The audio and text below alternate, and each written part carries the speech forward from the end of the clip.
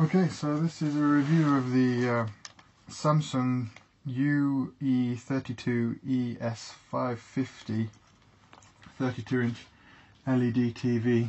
I've just got this. It's got all the standard ports on the back and no internet connection built in, no networking built in, so you have to buy an extra Wi-Fi dongle to connect it wirelessly. Another option would be to use the Ethernet port at the back and some of the power line networking kits that you can get out there, but we just went for the Wi-Fi dongle. So let's turn it on.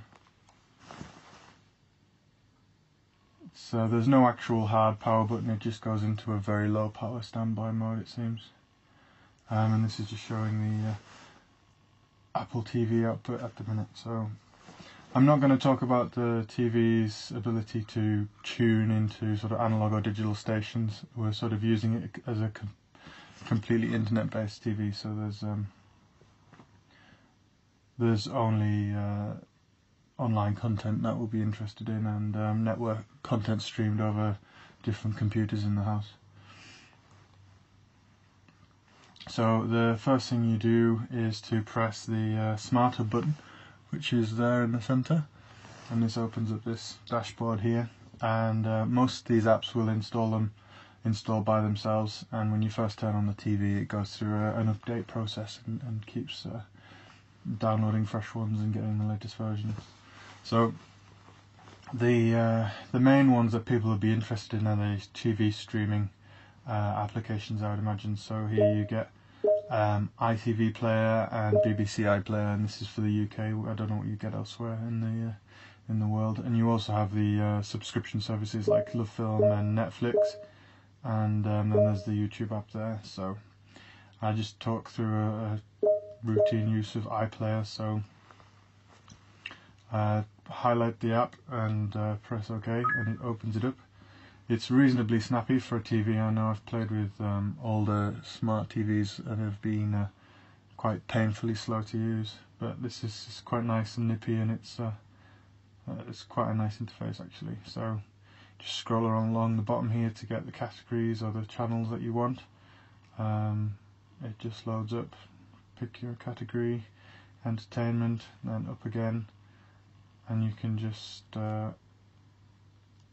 return, and you can just flick through the programs, and it's nice and quick again, no lagging or anything. Select the program, brings you up this splash screen with a little bit of extra info, and you press play, and there you go. And I'll show you the quality. It's quite impressive, and this is only standard definition as well, it's not actually HD. It starts playing pretty quickly. You can turn subtitles on and off and things.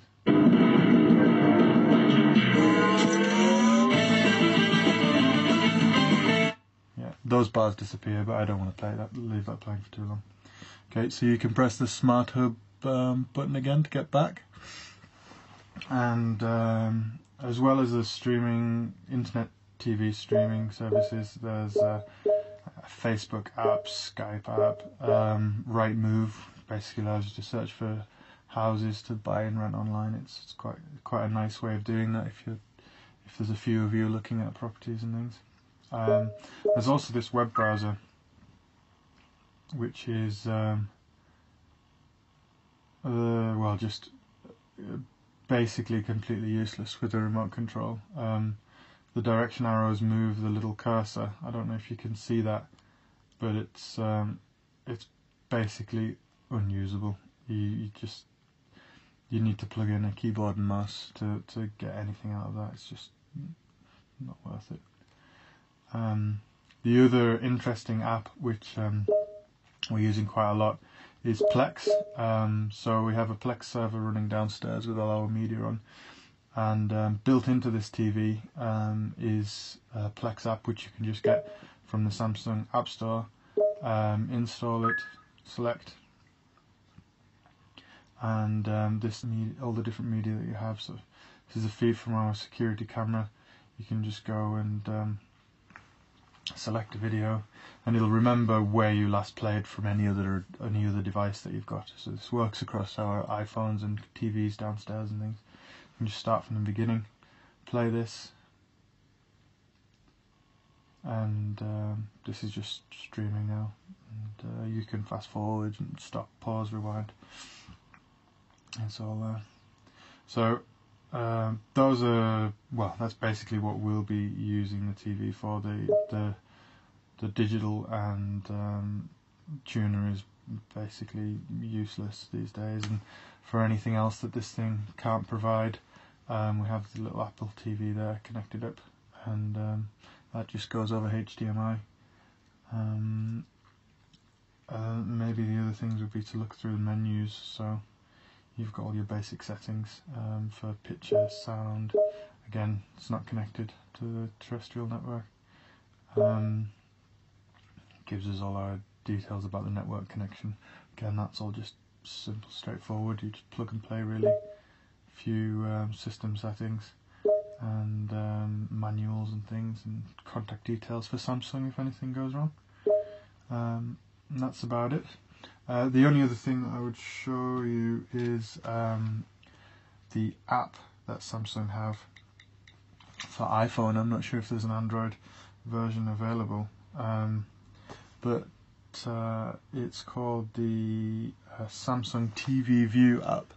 So you can see it there, and if we start that up, and basically it detects the TV here, so you can see that straight away. And you just press it, and then the TV will come up and ask you, yeah, there you go, remote control. It's actually already authorized this device, so it's happy to let the phone talk to it. But for times when you lose a remote control, or you just rather use your phone, this is perfect. So this gives you all the Smart Hub apps straight there, ready to go. You can say again, press BBC iPlayer. It'll start at BBC iPlayer, and then you have different options for control. So you have this basic button thing, and then you have a gestures mode, which is pretty crap, and then other classic sort of remote control style. And again, you can just navigate like you would do with a normal control, and it just flicks through. It's quite neat, and it's free. And yeah, that's about it. Okay.